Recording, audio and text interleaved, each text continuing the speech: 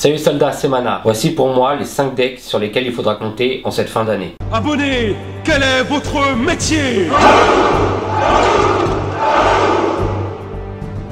En 5ème position, True Draco et ses variantes ou non. La présence de Masterpiece est pour quelque chose. Il fait partie des meilleures cartes du jeu. Il y a aussi la présence de Diagramme. Et tant que Diagramme et Masterpiece seront associés ensemble, il faudra compter sur ce deck. Et dernier avantage, True Draco se complète très bien avec d'autres versions. Donc Eidolon, ABC, Cosmo, qui ont récemment topé ces dernières semaines. Et du coup, le fait qu'il peut se compléter comme ça, c'est un autre avantage qu'il ne faut pas négliger. Donc oui, les True Draco sont certainement plus faibles dans ce format, qui est touché par la banlist. Mais il faudra quand même compter sur eux parce que ça reste un deck très fort. En 4ème position, je vois bien le deck Paléozoïque. Avec Mistar, Garçon Étoile, Paléozoïque détient son propre Monstre Link. Donc Monstre Link facilement invocable, qui possède un boost d'attaque et de défense, et facilement obtenable comme il a été imprimé en carte promo. De plus, lui, il n'a pas été touché par la dernière banlist. Ensuite, il y a Crapodilic et son prix très intéressant. Il est vraiment très accessible par rapport aux anciens prix qu'on a pu connaître. Donc cet ensemble va permettre de créer des terrains agressifs et de contrôle. Paléozoïque a géré plusieurs régionaux. Il est encore plus facile d'accès qu'avant. Je pense vraiment qu'il est sous-estimé et c'est un deck que moi je surveillerai parce que je pense qu'on va le voir en tournoi. Sur la première marche du podium, je mettrai Trickstar. La stratégie de Trickstar est de faire des dégâts d'effet à plusieurs reprises et de différentes façons. Il possède aussi du coup de nombreux combos rapides et variés. Il y a aussi beaucoup d'effets de recherche, de tutos. Par exemple, la carte de magie Lastage permet de rechercher n'importe quel monstre Trickstar. Et la carte Trickstar Candina, elle peut rechercher n'importe quelle carte Trickstar. On en vient au point suivant, réincarnation Trickstar. Donc cette carte peut vraiment être cherchée très facilement via Terraformation,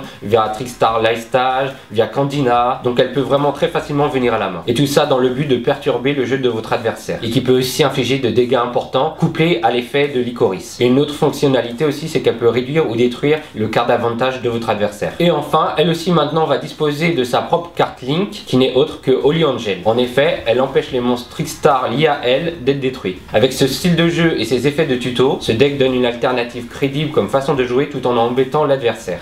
En 2ème position, Magicien Pendule. Les dernières banlistes ont permis à Magicien Pendule d'être sur le devant de la scène. Ce deck possède vraiment beaucoup de cartes intéressantes, dont Duelist Alliance. Et justement, avant cette carte était un petit peu chère, maintenant elle est facilement trouvable avec sa réédition dans les decks de dragons légendaires. Ensuite, on a aussi Harmonisation du Magicien qui devient une carte très dangereuse, notamment dans les stratégies synchro. Ce deck possède aussi un grand pouvoir de recherche, il peut spammer le terrain. On va aussi parler de Sorcier Astrographe, qui est une carte très puissante et très polyvalente et qui est très utile quand il est joué avec yeux d'hésitation.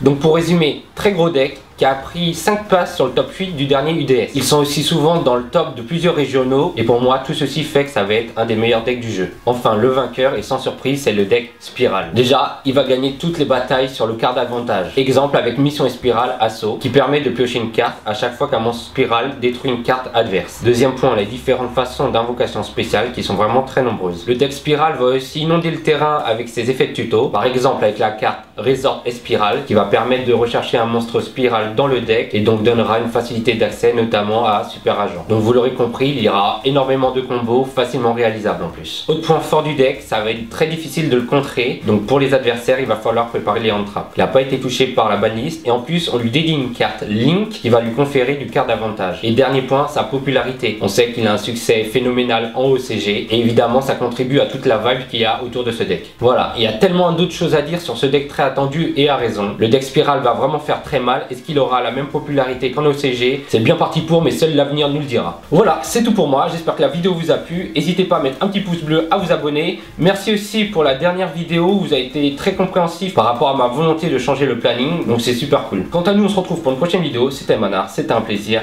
Salut mes soldats.